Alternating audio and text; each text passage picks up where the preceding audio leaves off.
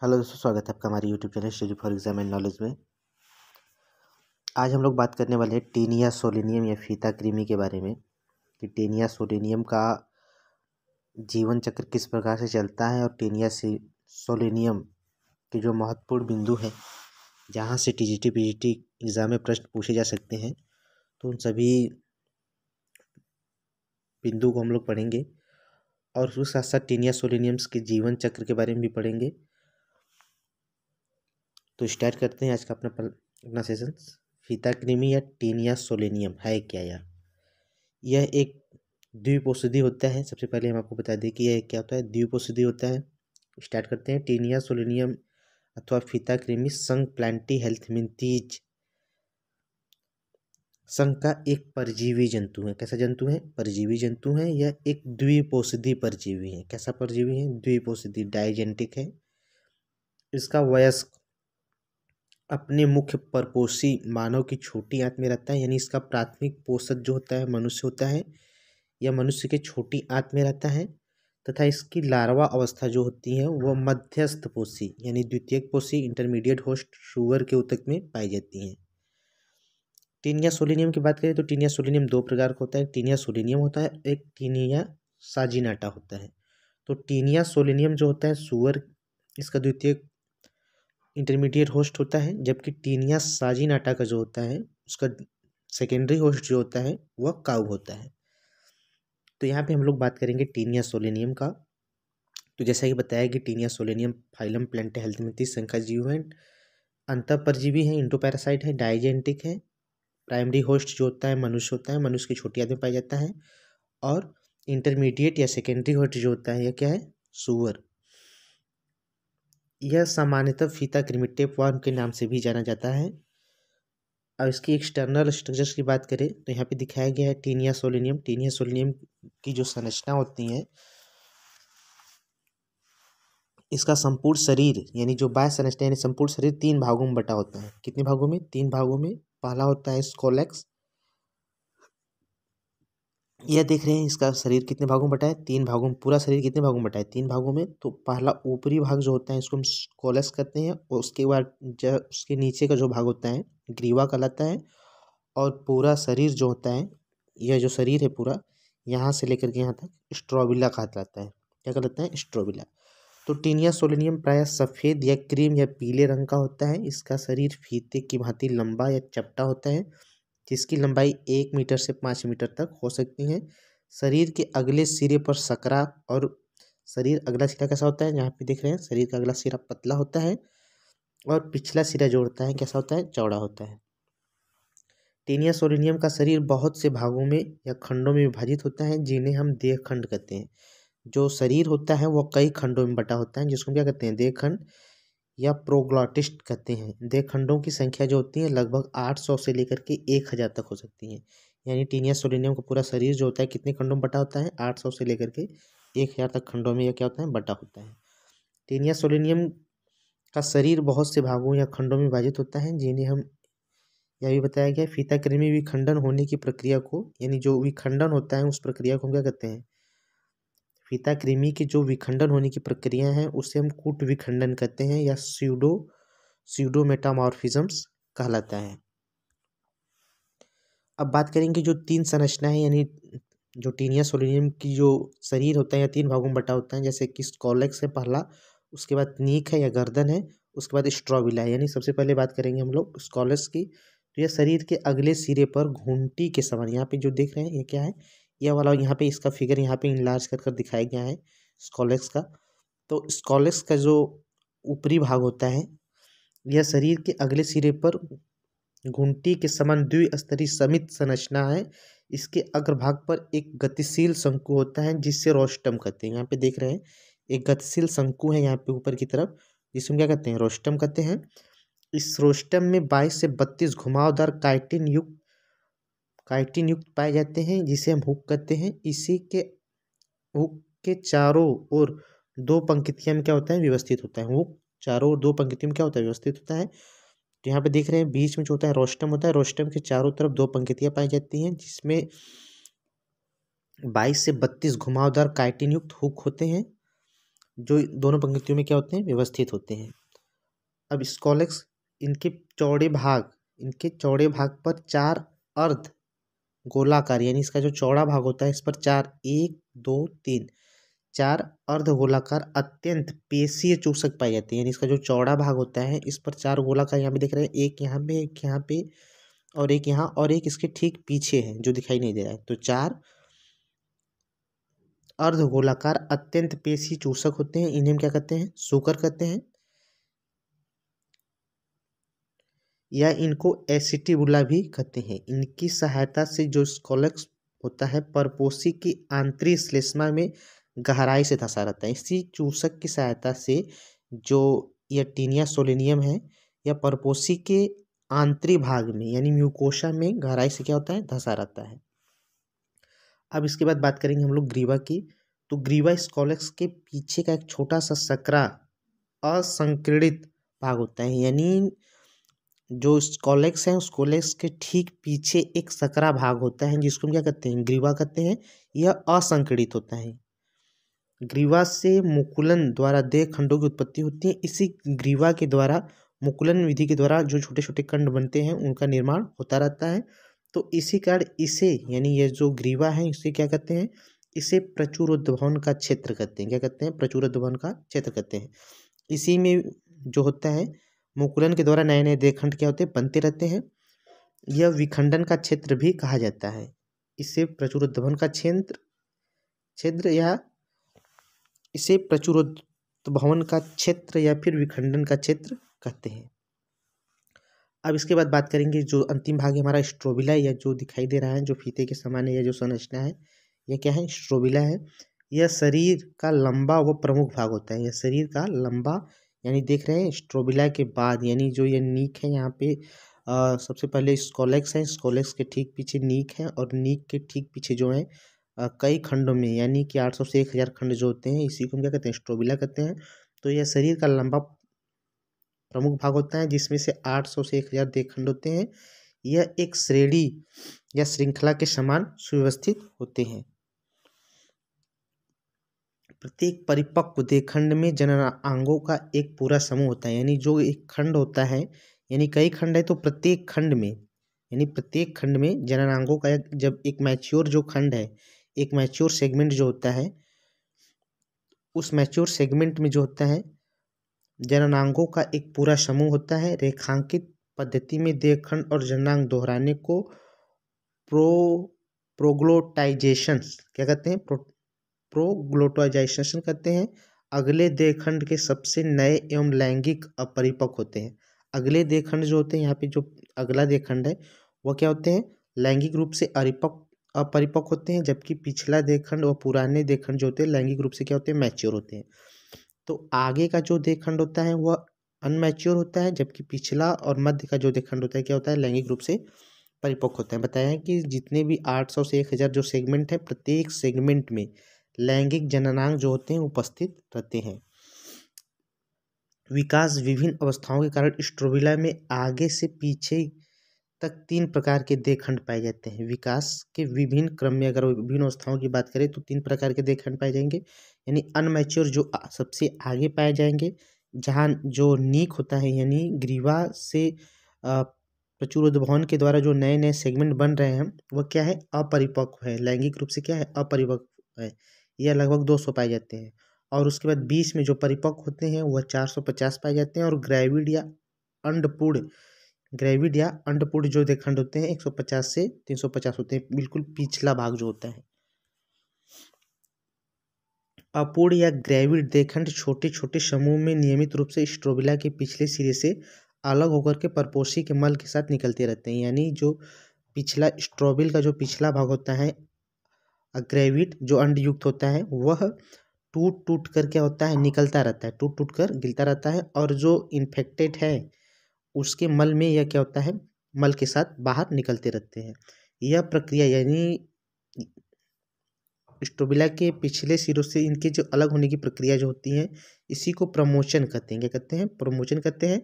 फीता कृमि जिसमें यह परिघटना होती है उसे हम प्रमोशनी कहलाता है। वह क्या कहलाता है, प्रमोशनी कहलाता है। तो जो परिपक्व खंड होते हैं अंड के साथ, यानी जिसको हम क्या कहते हैं ग्रेविड। जब यह परिपक्व हो जाते हैं तो यहाँ से टूट कर क्या होते हैं अलग होते रहते हैं। इसी प्रक्रिया को हम क्या कहते हैं प्रमोचन कहते हैं। और जिस फीता कृमि में यह घटना घटती है उसी को हम प्रमोशनी कहलाता है। टीनिया सोलिनियम में बहिर्जन्म, यानी अब इसके बाद हम बात करेंगे आंतरिक संरचना की। या तो हो गया बाह्य संरचना, इसके बाद हम लोग बात करेंगे आंतरिक संरचना की। शरीर बॉडी वॉल के बारे में बताएंगे। यहाँ पे शरीर की संरचना जो है टीनिया सोलिनियम में बहिर्जन्म नहीं पाया जाता, एपिडर्मिस अनुपस्थित होता है। शरीर की सबसे बाह्य परत जो होती है इंटरग्यूमेंट यानी अध्यावरण कहलाती हैं। सबसे बाहरी परत क्या कहलाती हैं इंटरग्यूमेंट या अध्यावरण कहलाती हैं। यह कैल्शियम कार्बोनेट से व्याप्त प्रोटीन की बनी होती हैं जो असंख्य सूक्ष्म नालों में क्या होती हैं छिद्रित परत के रूप में होती हैं। अध्यावरण एक मोटी सजीव और बहुकेंद्रीय परत है। इसके बाहर की ओर अनेक प्रवर्त निकले होते हैं जिन्हें हम सूक्ष्म रोमक कहते हैं, मिक्रो ट्रिसिया कहते हैं। यह परजीवी के शरीर की सतह पर क्षेत्रफल बढ़ाते हैं। क्या करते हैं क्षेत्रफल को बढ़ाते हैं। टीनिया सोलिनियम यानी न्यूट्रिशन कैसा होता है टीनिया सोलिनियम में, तो न्यूट्रिशन की बात करें तो टीनिया सोलिनियम में आहार नाल तथा पाचक ग्रंथियाँ क्या होती हैं अनुपस्थित होती हैं। यह अपने परपोषी के क्षुद्रांत में स्थित पचा हुआ भोजन क्या करता है अवशोषित करता है। अवशोषित करके वहाँ से पोषण प्राप्त करता है। अवशोषण शरीर के सामान्य सतह पर विसरण प्रक्रिया के द्वारा होता है। अवशोषण की बात करें तो टीनिया सोलिनियम में ऑक्सीजन की अनुपस्थिति के कारण, यानी टीनिया सोलिनियम में जो शोषण होता है ऑक्सीजन की अनुपस्थिति में होता है, यानी एनारोबिक प्रकार का शोषण होता है जिसमें ग्लाइकोजन के कार्बन डाइऑक्साइड तथा वसी अम्लों में विदलन के फलस्वरूप ऊर्जा क्या होती है प्राप्त होती है। यानी ग्लूकोज का विखंडन होगा, कार्बन डाइऑक्साइड बनेगा और लैक्टिक एसिड भी बनेगा, तो इसी से इसको क्या होती है ऊर्जा मिलती है। शोषण एनारोबिक होता है। और बात करेंगे एक्सक्रीटरी सिस्टम का, उत्सर्जन तंत्र क्या होता है। टीनिया सोलिनियम का उत्सर्जित तंत्र ज्वाला कोशिकाओं के द्वारा होता है। किसके द्वारा होता है फ्लैम सेल यानी ज्वाला कोशिकाओं के द्वारा होता है। तंत्रिका तंत्र की बात करें तो टीनिया सोलिनियम में स्कोलेक्स में एक छोटी दृढ़ प्रमस्तिष्क गुच्छिका पाई जाती है। यानी स्कोलेक्स में एक छोटी दृढ़ प्रमस्तिष्क गुच्छिका पाई जाती है जिसके हम क्या कहते हैं जिसे हम सेरेब्रल गैंग्लियन कहते हैं। मस्तिष्क गुच्छिका पृष्ठीय तथा अधर सधनी यानी डॉर्सल और वेंट्रल कैमिसर में भी होती हैं। एक रिंग के साथ एक मोटे से गुच्छित क्रास के साथ ये क्या होती हैं जुड़ी होती हैं। अब इसके बाद हम लोग बात करेंगे टीनिया सोलिनियम में जनन, यानी जो जनन होता है उसके बारे में बात करेंगे। तो रिप्रोडक्टिव सिस्टम में सबसे पहले हम लोग यहाँ बात करेंगे जनन तंत्र में। तो केवल कुछ अग्र और कुछ पश्च देह खंड को छोड़ दिया जाए तो प्रत्येक देह खंड में जननांग समूह पाया जाता है। टीनिया सोलिनियम एक उभयलिंगी होता है यानी हर्माफ्रोडाइट होता है। यानी कहने का मतलब एक ही जीव में नर अंग और फीमेल मादा अंग दोनों क्या होते हैं उपस्थित होते हैं। तो ऐसे जंतु हम क्या कहते हैं हर्माफ्रोडाइट कहते हैं। जननांग मेसेनकाइमा से विकसित होता है। जननांग किससे विकसित होता है तो मेसेनकाइमा से विकसित होता है। नर जनन अंग मादा जनन अंग से पहले विकसित होता है, इसीलिए इसको हम प्रोडेंड्रोस कहते हैं।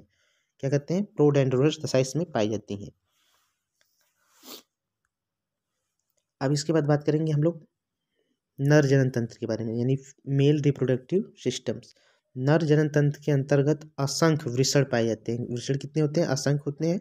शुक्रवाहिनी होती है, शुक्रवाहिनी के साथ शुक्रवाहिका होती है, शुक्रवाहिनी होती है। जननी परिकोष्ठ यानी जेनेटियल एरेटम होता है और जीनोपोर के द्वारा यह बाहर निकलते हैं। तो यह नर जनन तंत्र के अंतर्गत आने वाले नर जनन तंत्र है।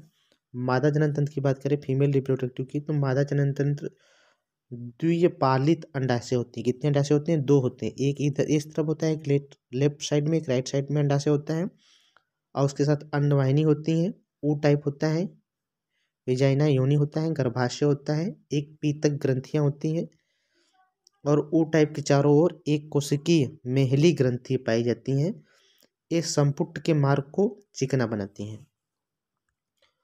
तो यहाँ पे जैसे हम लोग देख लेंगे, यानी मेल रिप्रोडक्टिव सिस्टम के अंतर्गत क्या क्या है। मेल रिप्रोडक्टिव सिस्टम के अंतर्गत असंख्य टेस्टिस पाए जाते हैं। यहाँ पे देख रहे हैं पॉइंट की समान जो संरचना दिखाई दे रही है, ये क्या है असंख्य टेस्टिस यहाँ पे उपस्थित है। ये क्या है टेस्टिस है। टेस्टिस जो होते हैं वह वास इफ्रेंटिया यानी वास इफ्रेंटिया में आकर क्या होते हैं वास इफ्रेंस में आकर खुलते हैं। और वास इफ्रेंस जो होते हैं वास डिफरेंस में एक नली के माध्यम से चले आते हैं। यहाँ पे जो शुक्राणु होते हैं वास डिफरेंस में चले आएंगे। वास डिफरेंस के बाद यह सीरस के माध्यम से, यह सीरस या पेनिस के माध्यम से यह जेनाइटल एरिटम में क्या होते हैं, ओपन होते हैं, जेनाइटल एरिटम में ओपन होते हैं।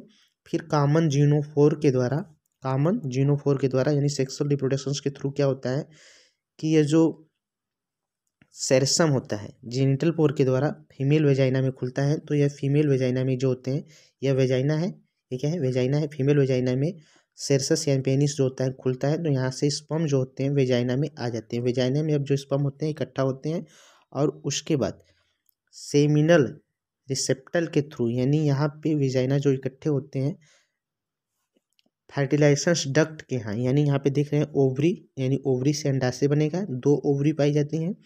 2 ओवरी जो होती हैं यहाँ पे यानी ओविडक्ट के माध्यम से, ओविडक्ट के माध्यम से जो होती हैं ओवा जो रिलीज हुआ ओविडक्ट के माध्यम से नीचे की तरफ आता है। इस डायग्राम में देखेंगे तो ओवरी से जो बना ओवा वह यहाँ पे ओविडक्ट के माध्यम से वेटाइलियन डक्ट में जाता है। वेटाइलियन डक्ट के माध्यम से यहाँ पे ये जो फर्टिलाइजेशन डक्ट है यहाँ पे दोनों मिलते हैं तो फर्टिलाइजेशन होता है। और मिहाइलिक ग्लैंड इन सबका जो होता है का अलग अलग कार्य होता है। वेटाइलियन डक्ट और उसके बाद जब फर्टिलाइजेशन हो जाता है शुक्राणु और ओवा मिल जाते हैं तो फाइनली क्या बन जाता है, जाइगोट। और जाइगोट जो बनता है यह कहाँ चला जाता है, यूट्रस में। और जो मिहाइलिन ग्लैंड और वेटाइलियन डक्ट जो होते हैं, जो ये मिहाइलिन ग्लैंड है एक प्रकार के द्रव का स्राव करती हैं, जो जाइगोट यानी जो फर्टिलाइजेशन हुए एग होते हैं उसको यूट्रस की तरफ क्या करते हैं, स्थानांतरित करते हैं। उसको यूट्रस की तरफ क्या करते हैं, स्थानांतरित करते हैं। तो यूट्रस में जाकर के जो एक यहाँ पे वेटाइलियन डक्ट उसके ऊपर एक प्रकार के द्रव का सेक्रेशन करता है जो उसके चारों तरफ कैप्सूल का निर्माण कर लेता है एग के चारों तरफ। और यह एग जो होता है यह यूट्रस में क्या होता है, स्थानांतरित हो जाता है। अब जो जाइगोट बना है, जाइगोट में क्लेवेज विभाजन होता है यानी विदलन होता है। विदलन के फलस्वरूप हेक्सांथ और आंकोस्फियर्स में यह बदल जाता है। यही हेक्सांथ या आंकोस्फियर जो होता है फीसिस के साथ यानी मनुष्य के फीसिस के साथ बाहर निकलता है। और जब इस फीसिस को शुअर या पॉर्क जो होते हैं खा लेते हैं तो यह जो है लार्वा होता है यानी यह जो आंकोस्फियर है यह उसकी डाइजेस्टिव सिस्टम में क्या होता है, चला जाता है। और डाइजेस्टिव सिस्टम में जाने के बाद वहाँ पर यानी पॉर्क के एलिमेंट्री कैनाल में आंकोस्फियर जो लार्वा है वह चला जाता है। और आगे हम इसकी बात जो करेंगे इसके जीवन चक्र में, अब आगे हम लोग पढ़ने वाले हैं इसका जीवन चक्र, जिसमें आंकोस्फियर लार्वा की बात करेंगे यानी जीवन चक्र में वह किस तरह से वहाँ से यानी जब वह पॉर्क के एलिमेंट्री कैनाल में जो आंकोस्फियर है लार्वा वो चला जाता है तो वहाँ पे जो हाइड्रोक्लोरिक एसिड होती है उसके बाद उसके चारों तरफ का जो कवरिंग होता है वो पिघल जाता है। और उसके बाद पुनः वह क्या करता है, पुनः वह उसके इंटेस्टाइना में चला जाता है। और इंटेस्टाइना में जाने के बाद पुनः सूकर उसमें डेवलप्ड हो जाते हैं। और सूकर डेवलप्ड हो जाने के बाद वह इंटेस्टाइना की वॉल से चिपक जाता है। और उसके बाद उसमें पुनः जो होते हैं नीक और उसके बाद स्ट्रॉबिल क्या होते हैं, डेवलप्ड होने लगते हैं। और इसके साथ साथ जो होता है यह मसल्स में भी पहुंच जाते हैं। और उसके बाद मसल्स में उपस्थित होने के बाद जब कोई व्यक्ति पॉर्क के मीट को खाता है तो वह पुनः उसके डाइजेस्टिव सिस्टम में चले जाते हैं। ये इसका पूरा जो एक्सप्लेनेशन है हम इसके जीवन चक्र में भी पढ़ेंगे। तो स्टार्ट करते हैं टीनिया सोलिनियम का जीवन चक्र। टीनिया सोलिनियम का जीवन चक्र कैसा होता है, तो टीनिया सोलिनियम का जीवन चक्र जो होता है 2 परपोषियों में पूरा होता है। जैसा इससे पहले हम लोग बात कर चुके हैं, प्राथमिक पोषक मानव होता है और द्वितीयक पोषक क्या होता है, सुअर होता है। तो मैथ्यूनियम निषेचन यानी जब हमने कहा कि सेल्फ जो फर्टिलाइजेशन होता है इसमें टीनिया सोलिनियम में, तो कापुलेशन या फर्टिलाइजेशन मैथुन की क्रिया में एक देहखंड का जो सीरस होता है उसी देहखंड या किसी अन्य देहखंड के योनि में प्रवेश कर जाता है और शुक्राणु को छोड़ देता है। योनि में प्रविष्ट होने वाले शुक्राणु जो होते हैं निषेचित वाहिनी में अंडाणु से संयोग कर युग्मनज बनाते हैं। यानी क्या बना लेते हैं, युग्मनज। अभी हम लोग देखें किस तरह से युग्मनज बनता है। इस प्रकार निषेचन को हम क्या कहते हैं, आंतरिक निषेचन कहते हैं। टीनिया सोलेनियम स्व निषेचन पाया जाता है। टीनिया सोलेनियम में किस प्रकार निषेचन पाया जाता है, तो स्व निषेचन पाया जाता है। इसके बाद बात करेंगे कैप्सूल, यानी कैप्सूल का फॉर्मेशन कैसे होता है। जैसे ही युग्मनज बनता है, युग्मनज के उटाइन में पीतक ग्रंथि यानी वेटलाइन ग्लैंड द्वारा स्रावित पीतक कोशिकाएं जो होती हैं यॉल्क सेल के द्वारा घिर जाती हैं। अब जाइगोट के चारों तरफ क्या बन गया है, यॉल्क सेल के द्वारा वो क्या होगी, घिर चुकी हैं। पीतक कोशिकाएं युग्मनज के चारों ओर एक कवच का निर्माण करती हैं। इस प्रकार बना संपुट गर्भाशय में क्या हो जाता है, पहुंच जाता है। कहाँ पहुंच जाता है, अब इस तरह से बना ये यूट्रस में क्या हो जाएगा, पहुंच जाएगा, गर्भाशय में पहुंच जाता है। और इनका मेहिली ग्रंथियों के स्रावट से यह क्या हो जाता है, चिकना हो जाता है और आगे की तरफ क्या करते हैं, गति करते हैं। अब इसके बाद इसमें क्या होता है, अब इसमें विभाजन होता है। जैसे हमने कहा युग्मनज का विदलन गर्भाशय में ही आरंभ हो जाता है। विदलन असमान और पूर्णभोजी होता है, अनइक्वल होता है और होलोब्लास्टिक होता है। प्रथम असमान विभाजन के परिणाम स्वरूप एक तो क्लेवेज जो होता है, यहाँ पे देखेंगे हम लोग फिर एक बार यहाँ से क्लेवेज से स्टार्ट करते हैं। युग्मनज का विदलन गर्भाशय में आरंभ हो जाता है, यानी जो जाइगोट बनता है उसका युग्मनज का विदलन गर्भाशय में आरंभ हो जाता है। विदलन असमान होता है और पूर्णभोजी होलोब्लास्टिक होता है। प्रथम असमान विभाजन के परिणामस्वरूप एक बड़ा असमान विभाजन होता है तो एक बड़ा दीर्घ खंड बनता है जिसको हम माइक्रोमियर कहते हैं, तथा एक छोटी भ्रूण कोशिका बनती है जिसको हम एम्ब्रियोनिक सेल कहते हैं, जिसको हम क्या कहते हैं, एम्ब्रियोनिक सेल कहते हैं। तो यहाँ पे देख लेंगे हम लोग, तो एक क्या बना, जाइगोट में पहला विभाजन हुआ, तो पहला विभाजन हुआ तो एक जो बना एम्ब्रियोनिक्स एक सेल या क्रोनिक मेम्ब्रेन्स एक बना, एम्ब्रियोनिक सेल एक बन गया यहाँ पे। और एक क्या बन गया, एक मेगा, जैसा कि यहाँ पे लिखा गया है, परिणाम स्वरूप एक बड़ा दीर्घखंड माइक्रोमियर बनता है और क्या बनता है, एम्ब्रियोनिक सेल बनता है। तो यहाँ पे एक देख रहे हैं, एक दीर्घखंड मेगामियर बना और एक एम्ब्रियोनिक सेल डेवलप्ड हुआ पहला विभाजन के फलस्वरूप। और उसके बाद क्या होता है, भ्रूण कोशिकाओं में लगातार विभाजन से मारूला का निर्माण हो जाता है। और इसमें क्या होता है कि लगातार विभाजन होता रहता है और मारूला में क्या होता है, भ्रूण कोशिकाओं में लगातार विभाजन होता है। जो भ्रूण की कोशिकाएं होती हैं बीच में उनमें लगातार विभाजन होता है और किसमें बदल जाती है, मारूला में, और आंतरिक लघुखंड तथा बाह्य दीर्घखंडों द्वारा निर्मित हो जाती हैं। अब इसमें लगातार विभाजन होगा, इसमें क्या होगा, एम्ब्रियोनिक सेल जो होती हैं, एम्ब्रियोनिक सेल ये जो है इसमें क्या होगा, लगातार विभाजन होगा। लगातार विभाजन होने से जो एम्ब्रियोनिक सेल होगा वह मिक्रोमियर में बदल जाएगा। किसमें बदल जाएगा, मिक्रोमियर में। और इसके चारों तरफ मेगा मीसोस्फीयर का एक लेयर बन जाएगा और मेगा गैमीर भी जो होगा इसके चारों तरफ डेवलप होगा।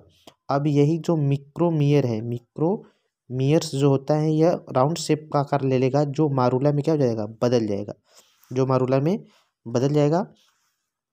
यहाँ पे बताया गया है कि मारूला का निर्माण हो जाता है और आंतरिक लघुखंड तथा बाह्य दीर्घखंडों द्वारा निर्मित होता है। पीतक कोशिकाएं विकासशील भ्रूण को पोषण प्रदान करती हैं। जो यहाँ पे पीतक कोशिकाएं हैं यॉल्क सेल होती हैं, यहाँ पे यॉल्क मेगामियर्स जो होती हैं यह क्या करती हैं, भ्रूण को न्यूट्रिशन प्रदान करती हैं। पीतक कोशिकाएं विकासशील भ्रूण को पोषण प्रदान करती हैं तथा दीर्घखंड परस्पर संलयित होकर के बहुकेंद्रीय पोषक आवरण या भ्रूण झिल्ली आउटर मेम्ब्रेन क्या होती हैं, बना लेती हैं। जो दीर्घखंड होते हैं वो परस्पर संलयित हो जाते हैं। दीर्घखंड जो होते हैं यानी जो मेगा स्फीयर होते हैं वो परस्पर संलयित होकर के क्या बना लेते हैं, परस्पर संलयित होकर के यहाँ पे बताया गया है, परस्पर संलयित होकर के बहुकेंद्रीय पोषण आवरण या भ्रूण झिल्ली का क्या कर लेते हैं, निर्माण कर लेते हैं। यहाँ पे जो यहाँ पे देख रहे हैं भ्रूण झिल्ली का क्या कर लिए हैं, निर्माण कर लिए हैं।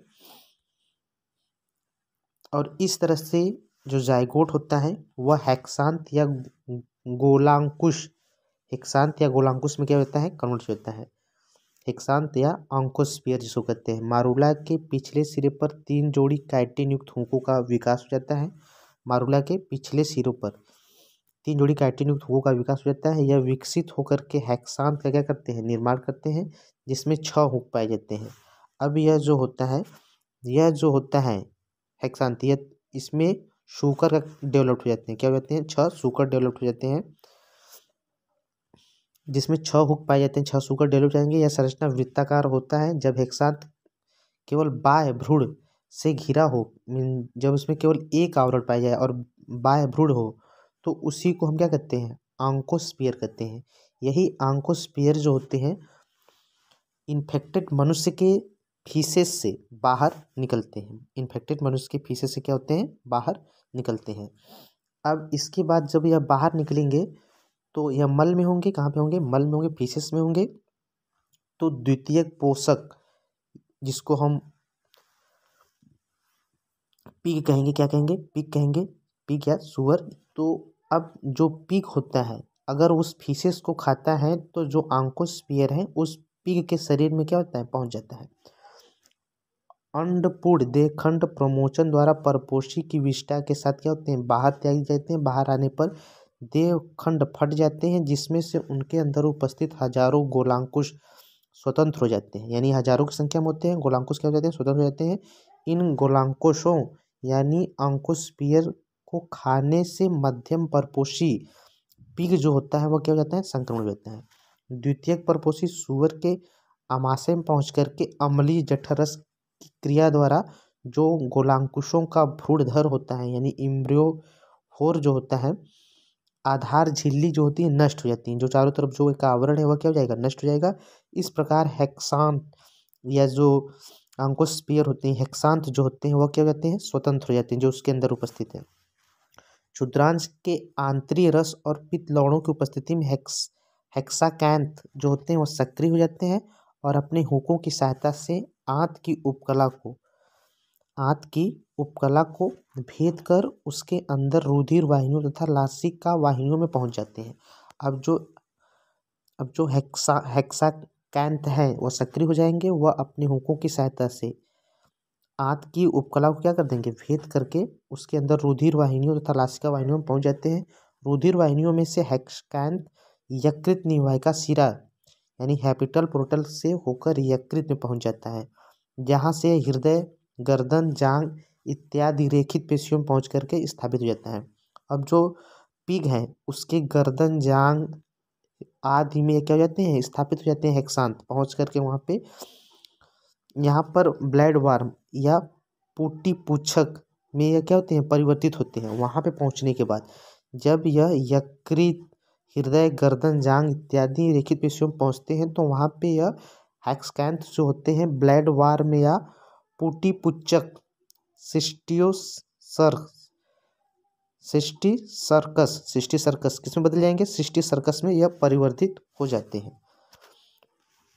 अब सिस्टी सर्कस जो होते हैं हुक विहीन हो जाते हैं। क्या हो जाते हैं? हुक विहीन हो जाते हैं। हेक्सान्थ के मध्यवर्ती भाग की कोशिकाओं के टूट जाने से इसमें एक केंद्रीय गुहा का निर्माण हो जाता है। धीरे धीरे यह बड़ी हो जाती हैं तथा आशय से क्या होती हैं? भर जाती हैं, जिसमें अधिकतर परपोषी का रुधिर प्लाज्मा होता है। तरल से भरे इस आशय को ब्लैडर कहते हैं। अगले सिरे के स्थान की भित्ति मोटी होकर के अंतर्वलित हो जाती है। अंतर्वलन एक प्रोस्कैलेक्स का निर्माण करता है। अंतर्वलन होता है, क्या निर्माण करता है? प्रोस्कैलेक्स का निर्माण कर लेगा, जिसमें एक चूसक, हुक और रोस्टेलम होते हैं।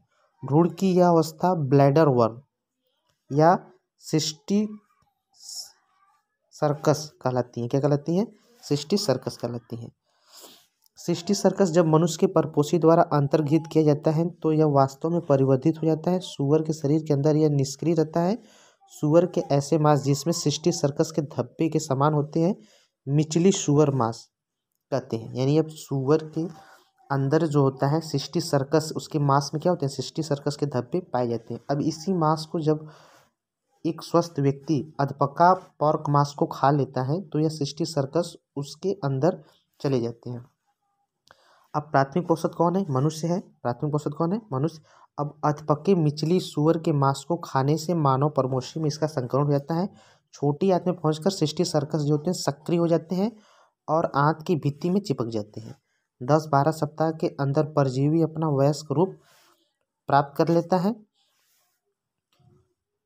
प्राथमिक परपोषी का मानव में संक्रमण अध्बक के यहाँ पे हम लोग पढ़िए कहाँ 10 से 12 सप्ताह के अंदर परजीवी अपना वयस्क रूप प्राप्त कर लेता है और उसमें प्रमोचन के लिए जो ग्रेविड देह खंड क्या हो जाते हैं, तैयार हो जाते हैं उसके शरीर में। टीनिया के संक्रमण के द्वारा मानव में होने वाले रोग को हम क्या कहते हैं, मानव में होने वाले रोग को हम सिस्टोडिएसिस कहते हैं।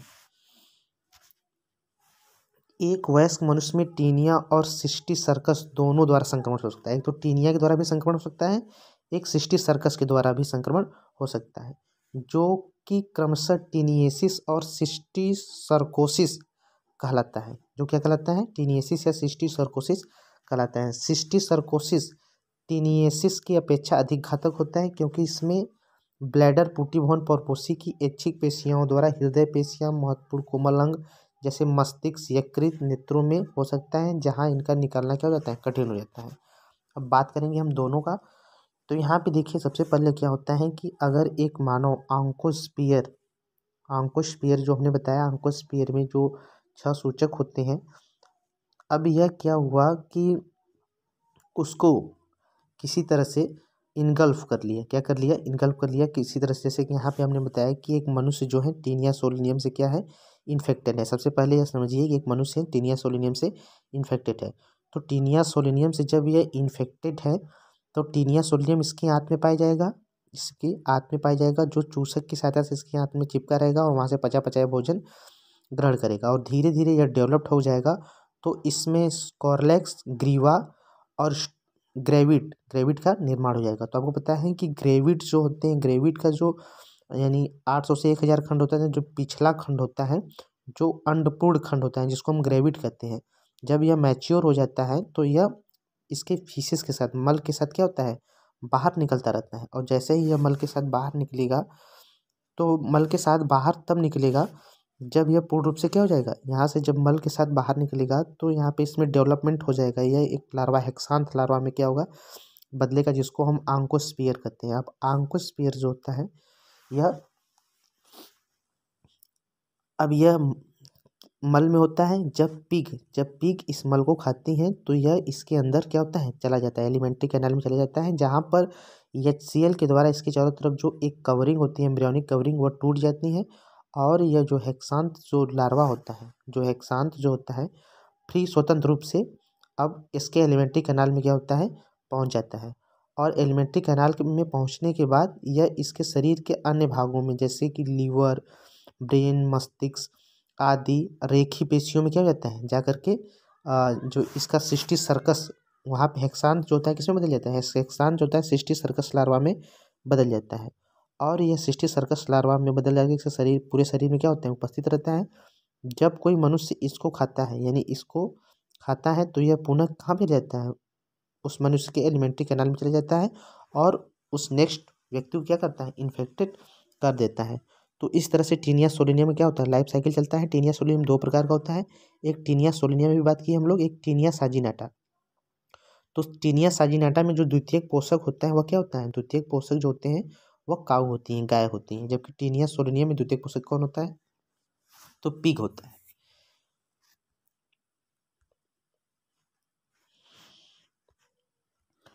और एक तरह से और मनुष्य जो है इन्फेक्टेड हो सकता है। एक तरह से इन्फेक्टेड हो सकता है कि अगर कोई इन्फेक्टेड पर्सन है टीनिया सोलिनियम से, तो इसके ग्रेविड्स के द्वारा जब मैच्योर ग्रेविड होगा, फीसिस के साथ बाहर निकलेगा, तो अगर वह किसी वेजिटेबल यानी साग सब्जी पर उसका इस ग्रेविड जो है जाकर के अटैच हो गया है, तो उस साग सब्जी को खाने से मनुष्य क्या हो सकता है, इन्फेक्टेड हो सकता है टीनिया सोलिनियम से। तो इस प्रकार का इन्फेक्शन जो होता है, इसके द्वारा जो इन्फेक्शन होता है उसको हम क्या कहते हैं, उसको हम कहते हैं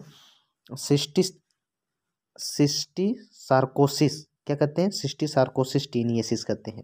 तो इस प्रकार से जो इन्फेक्शन होता है, तो सिस्टी सार्कोसिस इन्फेक्शंस में क्या होता है कि यहाँ पे जो सिस्टी सार्कोसिस जो बना हुआ है, यह मनुष्य के एलिमेंट्री कैनाल में आएगा और एलिमेंट्री कैनाल से यह लीवर में जाएगा, लीवर के साथ साथ यह ब्रेन में जाएगा और ब्रेन के साथ साथ यह हार्ट में और अन्य पार्ट को क्या करेगा, इन्फेक्टेड करेगा।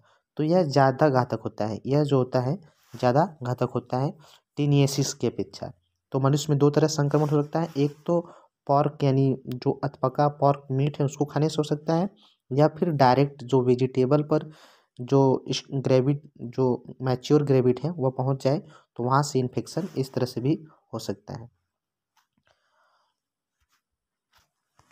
तो एक बार और हम एक बार इसका जीवन चक्र के बारे में एक शॉर्ट रिव्यू एक बार देखेंगे हम लोग। जैसे कि बताया गया, एक व्यक्ति जो है टेनिया सोलिनियम से, दो प्रकार का होता है, टेनिया साजिनाटा और टेनिया सोलिनियम। तो बात यहाँ पे हमें करना है टेनिया सोलिनियम का।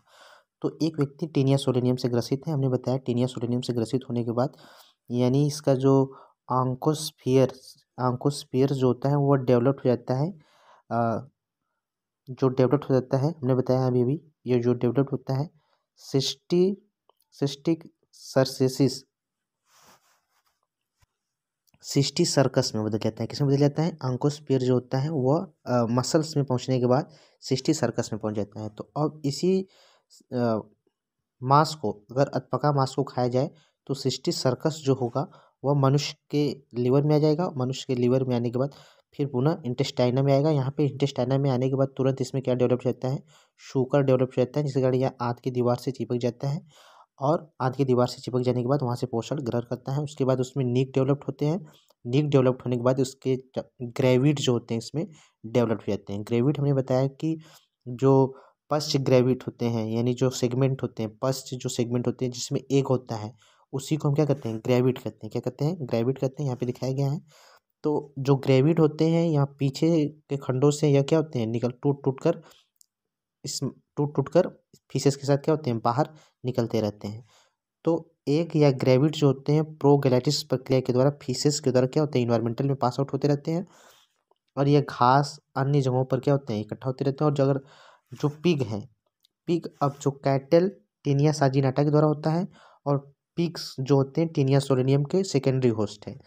तो अब यह क्या करेंगे? पिग जो होते हैं इस फीसेस को क्या कर लेते हैं? खा लेते हैं। तो खाने के बाद जो कंटामिनेटेड फीसेस होते हैं उसमें ये मल के साथ ये जो ग्रेविड होते हैं प्रोग्लैटिस या ग्रेविड, उनके अंदर क्या होते हैं? चले जाते हैं।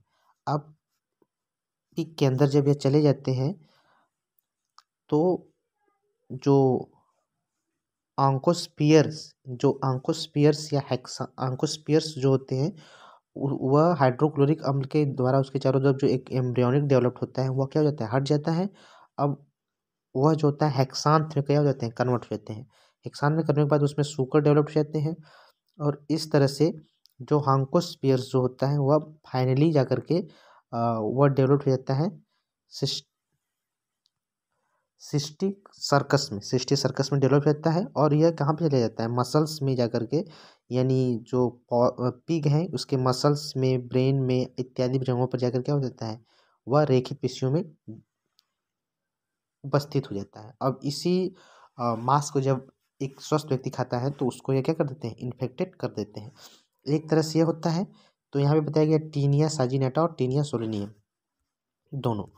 अब एक तरह से और इन्फेक्शन हो सकता है, जैसे कि यहाँ पे जो ग्रेविड है वो फीसेस के साथ बाहर निकले मल के साथ, और यह वेजिटेबल पर अगर ग्रो कर गए तो यही जो ग्रेविड होते हैं यह जा करके अगर मनुष्य इसको खा ले तो मनुष्य को इस तरह से यहाँ से भी संक्रमण हो सकता है। तो आशा करते हैं कि आपको वीडियो पसंद आएगा। वीडियो पसंद है तो वीडियो को लाइक करें। Thanks for watching.